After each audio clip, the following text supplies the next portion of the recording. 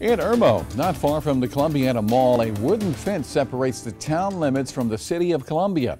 It's all that wall where I should say it is that wall where residents say crime has become a concern. We're on your side tonight with answers on what's being done as both Columbia and Irmo leaders work toward a solution. Here's Kaylin Hagwood. This was the sound outside Audra Haywisher's home earlier this year. It's really scary when my Ring camera catches what sounds like an AR-15 coming from behind the house, where it's so loud that you have to duck in your kitchen. The Irmo homeowner shares a property line with the city of Columbia, separated by a fence. The problems are arising in Columbia's jurisdiction, so when Irmo comes out, unfortunately, there's not much that they can do. Harbison Gardens apartments are on the other side, according to Irmo Mayor Barry Walker. He says the town has invested $100,000 into an after-school program to support children there and in Irmo, with the goal of reducing crime. I grew up in the same kind of complex as Harbison Gardens.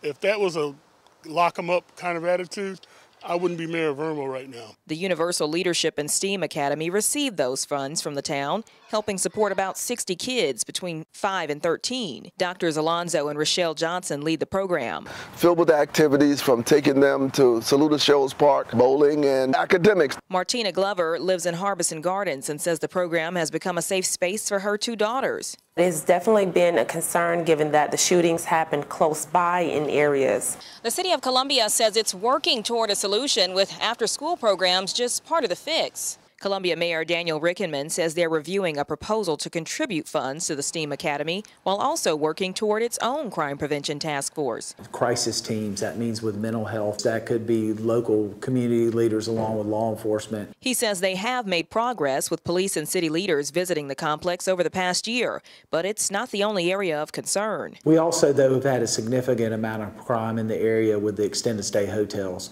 where we've had professional panhandling groups and other folks using the hotel as a shield. Columbia Police Lieutenant Vandale McCary says they work with Irmo Police and other surrounding law enforcement agencies, but it's not just an Irmo or Columbia issue, as the nation continues to face an uptick in crime. I want you to help us help you. You know, that snitch code, please, you got to let that go.